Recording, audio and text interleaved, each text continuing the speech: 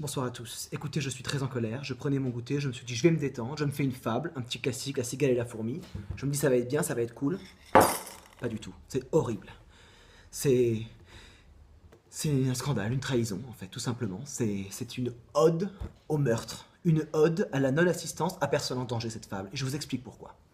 La cigale, ayant chanté tout l'été, donc déjà tout de suite, j'interviens, oui, elle a chanté tout l'été, mais pourquoi? Pas parce que c'est une feignante, parce que c'est une artiste. Elle chante pour les autres, pour son public, en l'occurrence les fourmis. Elle leur donne du rêve, elle leur donne de la musique. Et les fourmis sont contentes souvent. Quand tu bosses, t'es content d'avoir de la musique. T'en redemandes. Elles vont sûrement voir ses concerts. Elle la paye pas. Parce que la cigale, elle est généreuse. Elle dit allez-y, je vous offre du rêve. Peut-être vous pouvez mettre un peu de sous dans le chapeau. Ils ne le font pas. Les fourmis ne le font pas. Les scarabées ne le font pas non plus. Personne ne le fait. Donc évidemment, elle se trouva fort dépourvue quand la bise fut venue. Ah!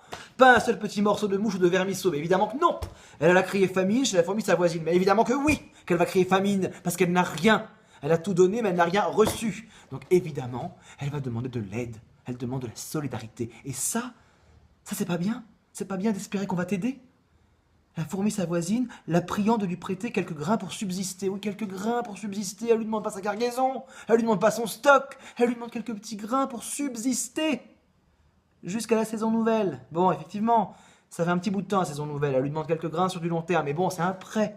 C'est une demande avec une promesse de remboursement. Regardez, je vous paierai, lui dit-elle. Avant l'août, foi d'animal, intérêt est principal. Intérêt est principal. Mais la cigale, si elle pouvait, elle donnerait tout parce qu'elle a du cœur, qu'elle est généreuse. Et elle sait très bien que si ses conserves finissent par marcher, qu'elle récolte des grains, des vermisseaux et des mouches, mais elle leur donnera des kilotonnes à la fourmi. Des kilotonnes. Et la fourmi n'est pas prêteuse. C'est bien là son moindre défaut. Moindre défaut! C'est un moindre défaut! Mais les radins, c'est des pires! Le radinisme, c'est affreux! Il n'y a rien de pire que ça! Les sentiments, la bouffe, quand tu partages pas, quand tu donnes pas, quand t'es pas généreux, mais t'es affreux!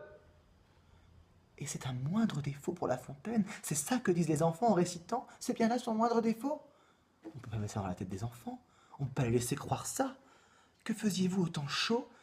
Dit-elle à cette emprunteuse, nuit et jour à tout venant, je chantais, ne vous déplaise, mais elle le sait qu'elle chantait. La pauvre cigale est obligée de redire ce qu'elle faisait, merci beaucoup.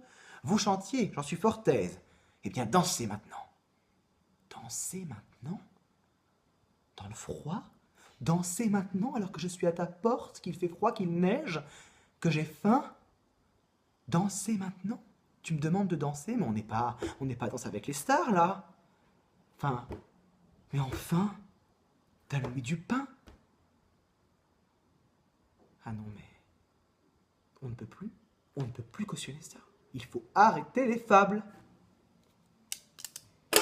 On arrête les fables. C'est terminé. On arrête les fables.